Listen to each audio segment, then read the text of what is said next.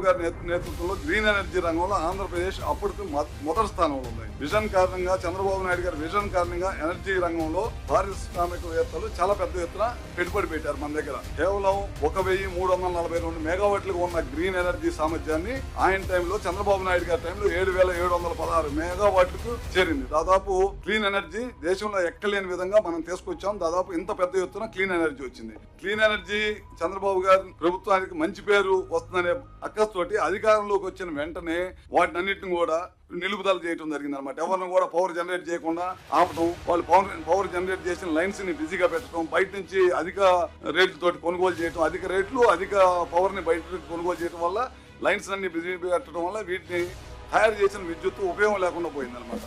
అదేవిధంగా solar, wind రంగాల్లో పెట్టుబడి పెట్టిన పారిశ్రామికవేత్తలు మొత్తం కూడా ఈ రాష్ట్రం నుంచి తరిమి కొట్టడం జరిగింది. అదే కాకుండా వాళ్ళందరూ కూడా విదేశీ పెట్టుబడిదారులు కానీ, బ్యాంకర్స్ కానీ వీళ్ళంతా ప్రధానమంత్రి కలవటం కానీ, కేంద్రంలో ప్రధానమంత్రి గారిని కలిసి రాష్ట్రంలో ఈ విధమైన పరిస్థితులు వస్తే మీ రాష్ట్రంలో ఏ విధంగా పెట్టుబడులు పెట్టాలి మేము అనేది చాలా ఇబ్బందికరమైన పరిస్థితులు ఎదుర్కోవడం జరిగింది. తర్వాత 5 ఏళ్లలో పెట్టుబడులు రాలేదు. మొత్తం కూడా 1 మెగావాట్ కూడా ఉత్పత్తి కానీ అన్ని కూడా వదిలేశారు. పెట్టుబడులు రాలేదు. వాళ్ళందరూ కూడా ఇక్కడ నుంచి వెళ్ళిపోయారు. తద్వారా వాళ్ళు ఉత్పత్తి చేయకపోయినా సరే మనం దాదాపు హిందూజా లాంటి ప్లాంట్లకి వేల కోట్ల డబ్బులు కట్టాల్సి వచ్చింది. ట్యాక్సుల రూపంలో మన యువతకు ఉద్యోగాలు కోల్పోయాం. ట్యాక్సుల రూపంలో మనం రావాల్సిన ఆదాయం కోల్పోయాం. వీటన్నిటి చాలా నష్టం జరిగిపోయింది అనమాట.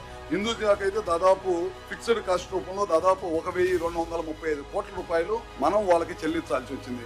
ఏపీ జెన్కో కానీ వీటన్నిటి కూడా సర్వనాశనం చేశారు. జెన్కోలో బొగ్గు సరైన టైంకి అందించలేకపోయారు. వచ్చిన బొగ్గు నాశరకమైన బొగ్గు తీసుకురావడం వల్ల ఆ రోజు అక్కడ పనిచేసే ఎంప్లాయీస్ అందరూ కూడా ధర్నా చేయాల్సిన పరిస్థితి ఏ ప్రభుత్వానికి కూడా వచ్చి ఉండదు. ఇంతకుముందు అలాంటి పరిస్థితులు తీసుకొచ్చి దానివల్ల మిషనరీ అంతా చెడిపోయింది. నాశరకమైన బొగ్గు తీసుకొచ్చారు. దానివల్ల చాలా ఇబ్బంది పడి ఉత్పత్తి చేయలేక ఇవన్నీ కూడా చేయడం జరిగింది అనమాట. సిఆర్డీఏ పరిధిలోని వర్క్లన్నీ ఆపేశారు. సిఆర్డీఏ వర్క్లు ఆపేసి మళ్ళీ ఇప్పుడు మనం స్టార్ట్ చేయడం వల్ల 300-400 కోట్లు మళ్ళీ అప్పుడున్న రేట్లకి ఇప్పుడున్న రేట్లకి మళ్ళీ పిలవటం వల్ల అదొక దెబ్బతిని 300 కోట్ల పైన మనకు నష్టం జరిగింది అనమాట.